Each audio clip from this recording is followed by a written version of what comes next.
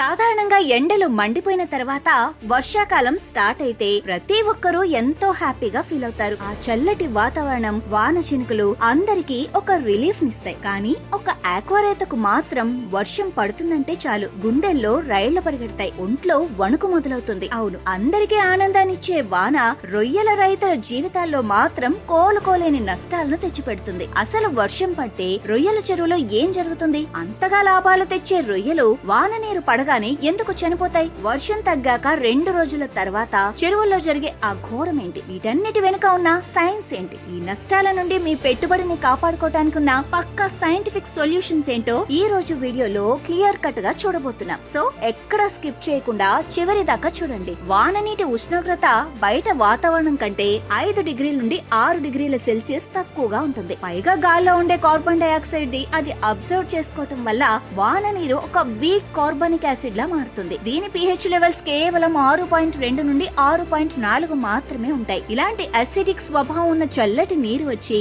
మన రొయ్యల చెరువులో పడగానే అక్కడ ఒకదాని వెనుక ఒకటిగా ఊహించని మార్పులు స్టార్ట్ అవుతాయి. మొదటిది, చెరువు నీటి టెంపరేచర్ pH లెవెల్స్ ఒక్కసారిగా పడిపోతాయి. రెండోది, నీటిలో సాలినిటీ మరియు హార్డ్నెస్ దారుణంగా తగ్గిపోతాయి. మూడోది, గట్ల మీద ఉన్న మట్టి కొట్టుకు వచ్చి నీళ్లలో కలవటం వల్ల టర్బిడిటీ పెరుగుతుంది. దీనివల్ల సూర్యరశ్మి లోపలికి వెళ్ళక చెరువులో ఉండే మంచి మైక్రో ఆల్గే ఒక్కసారిగా క్రాష్ అయిపోతుంది. అన్నింటికంటే ప్రమాదకరమైనది హాలోక్లైన్ ఫార్మేషన్, అంటే బరువు తక్కువగా ఉండే వాన నీరు పైన ఉప్పు నీరు కింద ఉండిపోయి ఒక స్ట్రాంగ్ లేయర్ లాగా ఫామ్ అవుతుంది. ఇది రొయ్యలకు ఊపిరాడకుండా చేస్తుంది. నీటి పరంగా జరిగే ఈ భౌతిక మార్పులు నేరుగా చెరువు అడుగున ఉన్న రొయ్యల ఆరోగ్యంపై తీవ్రమైన దెబ్బ కొడతాయి. రొయ్యలు కోల్డ్ బ్లడెడ్ జీవులు, అంటే బయట వాతావరణం ఎలా ఉంటే వాటి బాడీ టెంపరేచర్ కూడా అలానే మారిపోతుంది. అందుకే నీటి పారామీటర్స్ మారిన వెంటనే రొయ్యలపై ఈ 4 రకాల మేజర్ ఎఫెక్ట్స్ పడతాయి. ఒకటి, వాటర్ టెంపరేచర్. ప్రతి ఒక్క డిగ్రీ తగ్గితే రొయ్యలు తినే మేత 10% తగ్గిపోతుంది. వర్షాల వల్ల టెంపరేచర్ 3 డిగ్రీల నుండి 5 డిగ్రీల సెల్సియస్ తగ్గుతుంది. కాబట్టి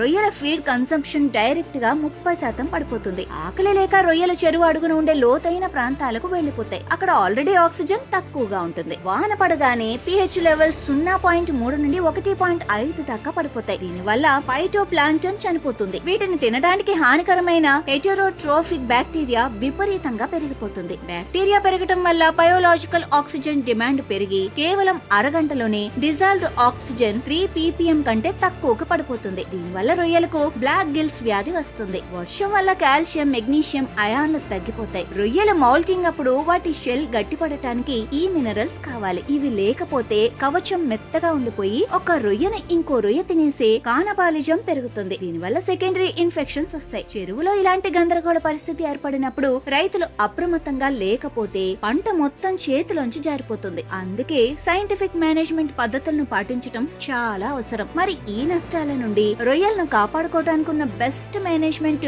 ప్రాక్టీసెస్ ఏంటో ఇప్పుడు 3 స్టెప్స్ లో చూద్దాం. వర్షానికి ముందు డ్రైనేజీ ఛానల్స్ క్లీన్ చేసుకోవాలి. చెరువు గట్లపై హెక్టార్కు 500 కేజీల చొప్పున సున్నం బ్యాగులను ఉంచాలి. వాన పడగానే ఇది కరిగి pH ని కంట్రోల్ చేస్తుంది. బెస్ట్ వాటర్ ప్రోబయోటిక్స్ ను వాడాలి. ఇది చెరువు అడుగున ఉండే బురదను, ఆర్గానిక్ మ్యాటర్ ను క్లీన్ చేసి ఎన్విరాన్మెంట్ ను బాగు చేస్తుంది. వర్షం పడుతున్నప్పుడు చెరువు పైభాగాన ఉన్న వాన నీటిని వెంటనే డ్రైన్ చేయాలి. DO మరియు pH లను కంటిన్యూస్ గా టెస్ట్ చేయాలి. pH తగ్గితే కాల్షియం కార్బోనేట్ చల్లాలి. ఫీడింగ్ ను రాత్రికి రాత్రే 70% తగ్గించేయాలి. ఏరేటర్లు అన్ని ఆన్ చేసి DO లెవెల్స్ 4 ppm కంటే ఎక్కువ ఉండేలా చూసుకోవాలి. వర్షం పడిన తర్వాత వాతావరణం నార్మల్ అయ్యాక మెల్లమెల్లగా ఫీడ్ పెంచాలి. మేతలో vitamin C, potassium, sodium, magnesium salts కలపాలి. ఆస్మోటిక్ బ్యాలెన్స్ కోసం సముద్రపు ఉప్పు మరియు డోలమైట్ వాడాలి. నిజానికి వర్షం పడిన వెంటనే రొయ్యలు చనిపో. వాన తగ్గాక 2-3 రోజుల తర్వాత ఈ బ్యాక్టీరియా గ్యాస్ ఎఫెక్ట్ వల్ల అసలు మోర్టాలిటీ మొదలవుతుంది. అందుకే